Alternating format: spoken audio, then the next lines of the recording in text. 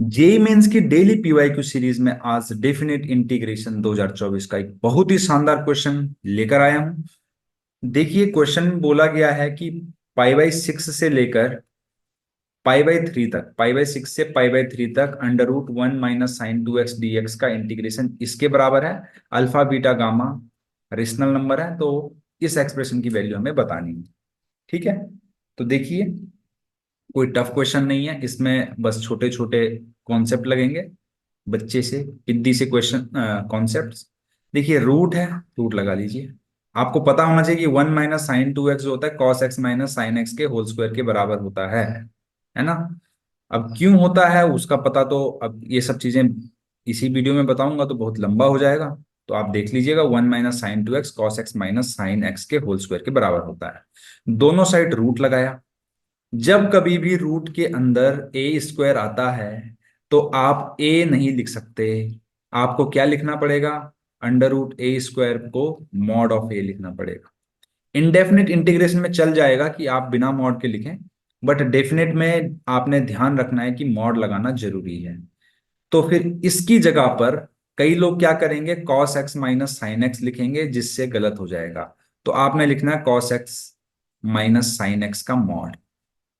तो जो given integration है that is converted now into mod of cos x minus sine x, right, d x, इसमें convert हो गया।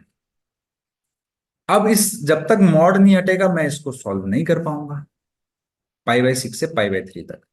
तो आपको ग्राफ पता है या फिर नहीं पता है, तो आप ये देख लीजिए कि जो कॉस होता है ना, cos x greater than sine x कब होता है, जीरो से पाई बाई फोर में। और जो साइन एक्स होता है वो कॉस एक्स से बड़ा कब होता है, पाई बाई फोर से आगे। पाई बाई फोर से पाई बाई टू मान लेते हैं चलो, क्योंकि उससे आगे भी होता है बट हम फर्स्ट क्वाड्रेंट की बात कर रहे हैं, है ना। तो इस तरीके से ले लो इसको, ऐसा। ठीक है, तो हमें पता होना चाहिए कि भाई जो कॉस एक्स है, ग्राफ से भी आपको पता होना चाहिए कि साइन एक्स का ग्राफ ऐसा होता है, कॉस का ऐसा होता है। तो देखिए पाई बाई फोर तक कॉस ऊपर होता है और पाई बाई फोर के बाद साइन ऊपर होता है। तो उसके अकॉर्डिंग हम इस मॉड को ब्रेक करेंगे। पाई बाई सिक्स से लेकर पाई बाई फोर तक कौन बड़ा है, कॉस बड़ा है। तो कॉस बड़ा है तो cos minus sine x positive होगा, तो डायरेक्ट पॉजिटिव साइन के साथ खुल जाएगा। क्योंकि मॉड जो होता है, अगर मॉड के अंदर पॉजिटिव वैल्यू लिखी है तो डायरेक्ट मॉड हट जाएगा। और अगर मॉड के अंदर नेगेटिव वैल्यू है तो एक नेगेटिव साइन लगाया जाएगा। क्या लगाया जाएगा, नेगेटिव साइन लगाया जाएगा, फिर मॉड को खोला जाएगा। ठीक है, अब देखिए ध्यान दीजिएगा, पाई बाई फोर से लेकर, सॉरी, पाई बाई फोर से लेकर के पाई बाई थ्री तक साइन एक्स बड़ा होगा। तो जब साइन एक्स बड़ा होगा तो ये वैल्यू नेगेटिव है। तो जब नेगेटिव होता है मॉड के अंदर तो माइनस साइन लगा के मॉड को हटा दिया जाता है। तो ये कुछ ऐसा हो गया। ठीक है, अब चाहे तो माइनस को आप बाहर लाकर लिख सकते हैं। तो ये कुछ इस तरीके से हो गया, पाई बाई फोर तक cos x minus sine x d x, और माइनस पाई बाई फोर से लेकर pi by three cos x minus sine x. Minus को बाहर ले लिया। अब कई चमत्कारी बच्चे ये काम करेंगे कि यहाँ पर cos x minus sine x है, यहाँ पर भी cos x minus sine x है, बीच में माइनस है तो कैंसिल कर देंगे। बिल्कुल गलत है, क्योंकि लिमिट यहाँ पर अलग अलग है। ऐसा काम आप बिल्कुल नहीं करेंगे, है ना। तो क्या गलतियां हो सकती है मैंने यहाँ पर आपको बता दिया है। अब cos x का इंटीग्रेशन आपको पता है साइन x होता है, और माइनस साइन x का इंटीग्रेशन भी आपको पता है प्लस cos x होगा। साइन x का माइनस cos x होता है तो माइनस साइन x का cos x हो जाएगा। ठीक है, और सेम यहां पर भी हो जाएगा, तो एक ही बार इंटीग्रेट करना पड़ेगा।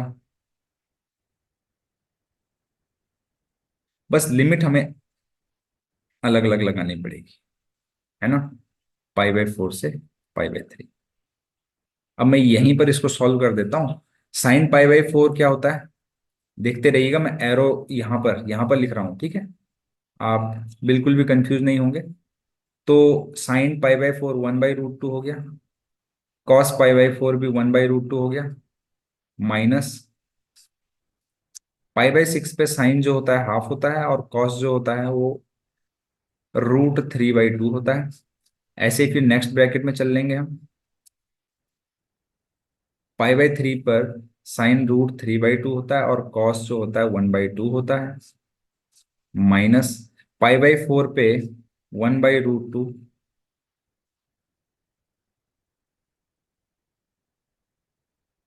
प्लस 1/√2। सही है। अब आप अगर ध्यान से देखेंगे, ये नेगेटिव साइन के साथ है, और ये भी नेगेटिव साइन के साथ है। ये पॉजिटिव है, और ये जो नेगेटिव है अंदर जाके इसको पॉजिटिव कर देगा, इस वाले साइन को।